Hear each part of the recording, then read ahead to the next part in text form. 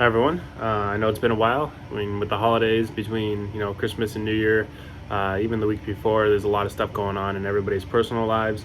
And I've actually haven't been at the gym in a week, and I'm not happy about it. Not happy about it at all. I actually feel flabby and small, and all the other things that happen. And I probably will. I probably would have or will have digressed in my lifts when I get into the gym. So I'm probably not gonna be as strong, I'm probably not gonna look as full and stuff like that. But I am making sure that I keep up on my nutrition during this time because I won't be able to get back to the gym until hopefully next Monday. So it'll actually put me at a week and a half before I get back. And I mean, it could be a nice reset for me. I was going pretty hard. Let the muscles, kind of recover and recuperate from all the stress and attention that I was putting on them during my full 18 weeks that I was back. So, I mean, this could be good, but it'll probably be a little bit humbling when I get back into the gym and probably make me feel pretty terrible about it. But you got to have your eyes on the long-term goals, not the short-term goals. So, long-term goal is to be better overall, cardiovascular, physique, aesthetic, all that stuff in the long-term sense, to be there for my wife and my daughter long-term. But the reason for this video is I want to talk about your training style and what the kind of the industry specific definitions of training styles, and which ones I believe to be true, which ones I believe to be kind of bogus, and you can make your determination of which one you fit under. So I'm going to break these down into a couple, and here's what they are. You have your cardiovascular training, simple endurance type athlete, bodybuilding, powerlifting, and strength training. That's it. There's no power building, and the reason why there's no power building is because you can't focus correctly on either powerlifting or bodybuilding if you want to be a power builder, because you're lacking focus, your complete focus in one of the areas. You're always going to put more focus on either powerlifting or bodybuilding, which is going to limit your gains in one way or the other. So I think it would be better to have a powerlifting regime for 16 weeks and then go to a bodybuilding regime for 16 weeks and alternate. You should not try to do both at the same time because you're going to limit your progress in one of the other ways. From foundational aspect, I think powerlifting first would be the best, because you're going to increase your strength and your power output. That can be kind of transferable to the bodybuilding side. You'll notice that you'll be humbled relatively quickly, because when you're doing bodybuilding training for hypertrophy, you're going to not be able to push as much weight, and you're not going to be able to do as many reps with the highest weight you think you can. But I digress. We will go into more detail about that after I cover the first one, which is endurance cardiovascular training. If that's what you're up to, if that's what you're into, and that's what you want to succeed at, you should probably give most of your focus to that. Don't worry about putting on size. Don't worry about putting on strength. If you want to be a cardiovascular athlete, or strictly focus on your cardiovascular fitness, put most of your time into doing some sort of cardiovascular exercise, whether it be running on a treadmill, running outside, running marathons, 5Ks, things like that. I wouldn't focus too much on adding size and hypertrophy, because then it would just limit your success in those types of events. Now, am I saying you shouldn't focus on putting on lean body mass? That is not what I'm saying. You should do some sort of strength training, because you can only benefit from having more lean body mass. Lean body mass is a metabolic sink. It helps with your overall health. It can even help with cardiovascular output because of the lack of adiposity. But what you should do is not try to add 20 pounds of muscle, because then your cardiovascular fitness is going to decrease by the fact that you will not be able to perform to your goal of hitting a 6-minute mile as easily, because you're running with more weight, which will in turn increase the amount of power output you have to have, or the amount of ATP or energy output you have to have in order to move your mass at the same velocity that it was moving at before. So strength training, not strength training, let me rephrase that. Lean body mass training is important during cardiovascular training, but your focus should be cardiovascular training. The next thing would be powerlifting.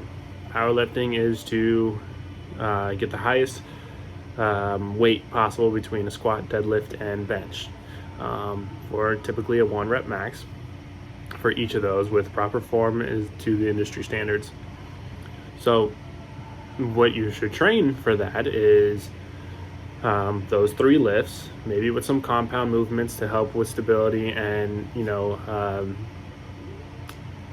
functional output.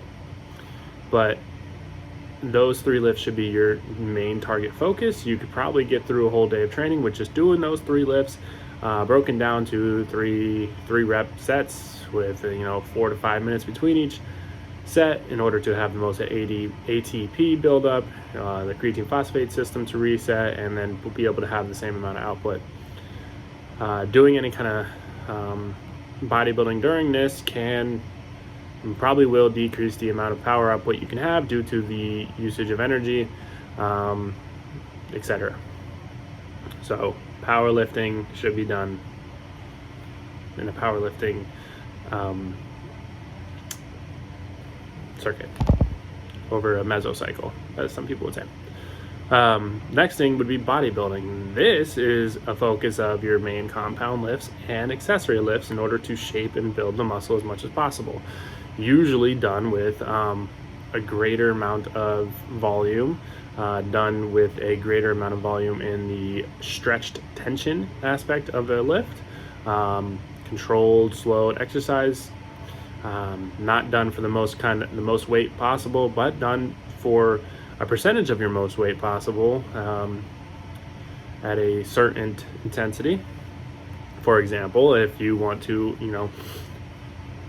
get your chest bigger, you may do incline bench press at 70% of your max rep or max weight for 3 sets of 10 at a 1-3-1 tempo, which is a 1 down, or I'm sorry, not a 1-3-1. How do I want to call this?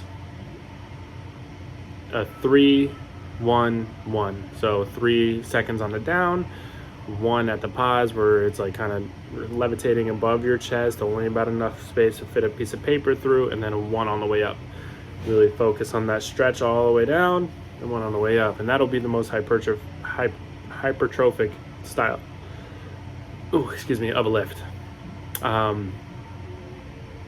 So why I believe that there's no combination between bodybuilding and powerlifting is because you will lack the focus on one of those aspects, like I mentioned earlier in the video, and lacking that focus will hinder your gains in one direction or another. If you're looking to build the weight or the weight size, then doing some sort of powerlifting where you're not focused on the stretched tension, or doing the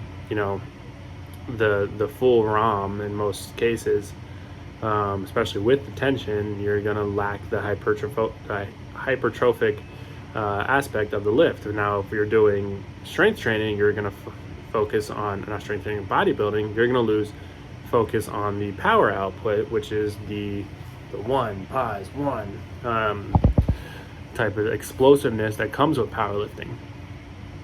And that's important.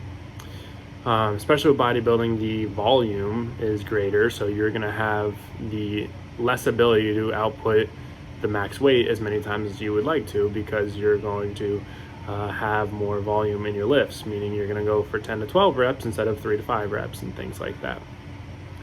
But yeah, you could use this information to kind of implement what kind of training style you're looking for, implement what kind of, what's the word I'm looking for, interests you the most, right? And then utilize that to kind of figure out your goals. I tend to like when younger athletes do powerlifting first, in order to establish a strength baseline, and then or a power baseline and then move to a bodybuilding type training in order to get the hypertrophy established with the baseline strength or the baseline power. Now that doesn't mean that you can't go right into hypertrophy. You will get increase in strength from hypertrophy, but it won't be as dramatic as you would if you focused strictly on a compound movement power building or power lifting, no such thing as power building type training. But yeah, thanks for stopping by, guys. Please comment below, like, subscribe, share if you can. And I apologize again for being away from making videos. I was kind of ill around the holiday, especially, and then busy with the holiday. Got to spend a lot of time with the wife and the daughter, and I'm couldn't be more thankful for that. But thank you guys, and I'll catch you on the next one.